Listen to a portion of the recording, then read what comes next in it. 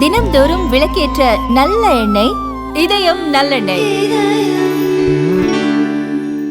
இந்திய ஜனநாயக கட்சியின் 4வது மாநில மாநாடு கடலென திரள்வீர் கடலூர் February 8 வேப்பூர் பாசார் கடலூர்.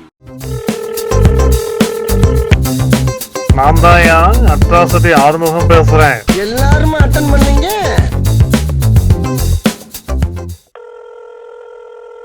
நம்ம தங்கச்சி என்ன பண்ணிட்டு இருக்க? என்னண்ணே உங்களை லைன்லயே பிடிக்க முடியலண்ணே. நாட்கள் நெருங்கிட்டே போகுதுல, இன்னைக்கு 1 மாசம் தான் இருக்கு சொல்ல போனா. என்னென்ன நியூஸ்லாம் இன்னைக்கு எடுத்துட்டு வந்திருக்கீங்க? அதெல்லாம் நிறைய தகவலை அப்படியே சேகரிச்சுட்டு வந்திருக்கேன். ஒவ்வொரு பக்கம் பக்கமா சேகரிச்சுட்டு வந்திருக்கேன். சொல்லுங்க, நான் என்னென்ன விஷயம் சொல்லு, நீ தான் தைரியமான ஆளத்தை சொல்லு.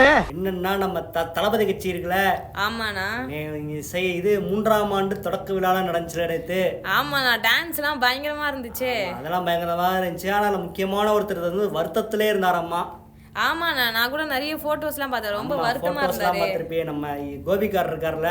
ஆமாண்ணா. கோபிகார் பார்த்தீங்கன்னா எல்லாரும் பார்த்தீங்கன்னா அந்த முதல் வரிசையில் உட்காந்துருந்த அந்த முக்கிய நிர்வாகிகள்லாம் பார்த்தீங்கன்னா சந்தோஷமா இருந்தாங்க, சிரிச்சு பேசிட்டு அப்படியே பண்ணிட்டு இருந்தாங்க. ஆனால் நம்ம கோபிகார் முகம் மட்டும் பார்த்தீங்கன்னா ஒரு மாதிரி டல்லாவே இருந்துச்சு. ஆமாண்ணா, நான் கூட நிறைய போட்டோஸ்லாம் பார்த்தேன். ஆமாம், என்ன காரணம்னு பார்த்தீங்கன்னா அவர் வந்து 1977 இருந்தே அரசியல் இருக்கிறவர், எம்எல்ஏவாக இருக்கிற 9 முறை எம்எல்ஏவாக இருந்தவர் அவர். அடுத்து பார்த்தீங்கன்னா 4 முறை அமைச்சராக இருந்தவர். ஆனால் புதுசாக தொடங்கின கட்சியில் வந்து அவர் வந்து ஒரு நம்பிக்கையில் வந்து சேர்ந்துட்டாப்படி. ஆனால் என்னன்னா அவருக்கு இன்னும் அந்த உரிய அங்கீகாரம் கிடைக்கலையா. அந்த நம்ம ஆதவன் இருக்கார்ல, ஆதவன். ஆமா, அவருக்கு அடுத்துதான் இவரு அப்படிங்கிற மாதிரி போயிட்டு இருக்குது அம்மா கட்சிக்குள்ள. நான் கத்துறேன், என்னை கண்டுக்கிறது இல்லையா, அவாய்ட் பண்றாங்களா? அப்படிலாம் இல்ல, நாங்களாம் ஒண்ணுக்குள்ள ஒண்ணு அப்படிலாம் வந்து சொல்லிட்டாரேனா. அது வெளியில அவங்க சொல்லிக்குவாங்கப்பா, உள்ளுக்குள்ள அவருக்கு உள்ள ஒரு மனஸ்தாபங்கள்லாம் இருக்கும்ல, அந்த மாதிரி இருக்குதாம்மா. இதான் நமக்கு கிடைச்சிருக்கூடிய முதல் விஷயம். அங்கங்க அப்படி இப்படி வந்துச்சு. 2வது ஒரு மிக மிக முக்கியமான விஷயம். என்ன விஷயம்னா, நம்ம சூரிய கட்சியும் கை கட்சிக்குள்ள ஒரு மாதிரி அப்படியே அரசல் புரசலா போயிட்டு இருக்குல்ல. என்னன்னா திடீர்னு ஒரே நட்பா பாடுறாங்க, திடீர்னு வந்து குபீர்னு பத்திக்கிட்டு ட்வீட்லாம் போடுறாங்க. அது அரசியல்ல அப்படித்தான் இருக்கு வெளியில. ஆனால் உள்ளுக்குள்ள நிறைய விஷயம் போயிட்டு இருக்குல்ல. அது என்னன்னா, கொஞ்ச நாளைக்கு முன்னாடி நம்ம கை கட்சியுடைய தேர்தல் பொறுப்பாளர், தமிழகத்தின் தேர்தல் பொறுப்பாளர் வந்தாருங்க. ஆமா, அவர் தலைமையில அந்த ஐவர் குழு போட்டாங்க. ஆமாண்ணா, அந்த ஐவர் குழு டிஸ்கஷன் போச்சு ஒரு 2 நாளைக்கு முன்னாடி. என்னன்னா ஏதாவது முக்கிய முடிவு எடுத்திருக்காங்களா? ஆமா, மிக மிக முக்கியமான ஒரு முடிவு எடுத்திருக்காரா. மாநில தலைமை இருக்காருல அவரு, என்ன நம்ம செல்வமானவரு. ஆமாண்ணா, அவருக்கு வந்து ஒரு கண்டிஷனையும் போட்டு போயிருக்காரா. என்னன்னா, ஒரு நம்பரை சொல்லியிருக்காரா, 32 நம்பர், 32 சீட்டுன்னு சொல்லிட்டு 32 கீழே கொடுத்தா நம்ம வாங்கக்கூடாது. அதே மாதிரி அவங்க சூரிய கட்சி ஆட்சிக்கு வந்துருச்சுன்னா ஆட்சியில் பங்கு வேணும்.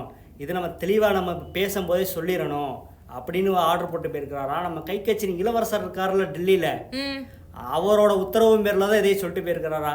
நம்ம கொஞ்ச நாளைக்கு முன்னாடி பார்த்தீங்கன்னா டெல்லியில் நம்ம கனியானவங்க இருக்காங்கல்ல. ஆமாம், போயிட்டு வந்தாங்க. ஆமாம், அவங்க போய் பார்த்து பேசிட்டுலாம் வந்தாங்க. ஆனால் எதுவுமே இந்த பச்சா படிக்கல அப்படின்னு சொல்லுவாங்கல்ல, அந்த மாதிரி கை கட்சி இளவரசர் ஒரே ஆர்டர் போட்டாராமா. அவரோட உத்தரவை தான் செயல்படுத்திட்டு இருக்கிறாராமா. என்னன்னா ஆல்ரெடி 28 கொடுக்க போறோம்லாம் பேசினாங்க, அதுவே ரொம்ப அதிகம்பா. அதெல்லாம் சொன்னாங்க. கொடுக்க போறோம்லாம் சொல்லப்பா, அது வந்து வெளியில கசிஞ்ச தகவல். இது வந்து இவங்க சொல்லியிருக்கிற நம்பர் 32க்கு, அதாவது மினிமம் 32 அப்படிங்கிற மாதிரி சொல்லியிருக்காங்க. அது கீழே குறைஞ்சி வாங்கக்கூடாதுன்னு சொல்லிட்டு. இதான் நம்ம கிடைச்சிருக்கக்கூடிய 2வது தகவல். 3வது ஒரு மிக மிக இம்பார்ட்டண்ட்டான விஷயம். என்ன விஷயம்னா, அதாவது நம்ம மாம்பழ கட்சி இருக்குல்ல, பெரியவர் கூட கேஸ்லாம் போட்டிருக்காருல இப்ப. ஆமாண்ணா. அதுல என்னன்னா, நம்ம சின்னவர் வந்து இலைக்கட்சி கூட்டணிக்கு போயிட்டாரு. அப்படியே இலைக்கட்சி லோட்டஸ் கட்சியோட அப்படியே ஐக்கியமாயிட்டாரு. இப்போ பெரியவர் என்ன பண்றாரு? பெரியவர் என்ன பண்ண போறாருன்னு நிறைய பேர் காத்துக்கிட்டு இருக்காங்க, இன்னும் காத்துக்கிட்டு இருக்காங்க. ஆனால் பெரியவர்னா முதல்ல வந்து நம்மளும் சின்னவர் பக்கமே திரும்பிடலாமா, நம்ம உள்கோட்டா அப்படி கேட்டுக்குவோமா அப்படிங்கிற மாதிரி முடிவு எடுத்திருக்கா. அப்படி முடிவு எடுத்தா அப்படியா. ஆனால் என்னென்னா, சின்னவர் தரப்பு வந்து அவர் வந்தால் செய்யக்கூடாது அப்படிங்கிற மாதிரி சொல்லிட்டாங்களாம்மா. அடுத்து சூரிய கட்சி பக்கம் போகலான்னு பார்த்தா அதுக்கு ஒரு பேச்சுவார்த்தையெல்லாம் போயிட்டு இருந்திருக்கு. வெளியில் தகவல்லாம் வந்துச்சுல. ஆமாண்ணா. ஆமாம், சூரிய கட்சி பக்கம் பேச்சுவார்த்தையெல்லாம் போயிட்டு இருந்திருக்கு. அப்போ வந்து இன்னொருத்தர் அப்போஸ் பண்ணியிருக்கிறாமா. யாருன்னு கேட்டால் நம்ம தாய் சிறுத்தை.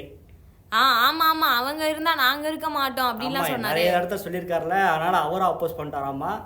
அதனால இப்ப வேற வழி இல்லாம தளபதி கட்சி கூட பேச்சுவார்த்தை போயிட்டு இருக்கிறாராமா.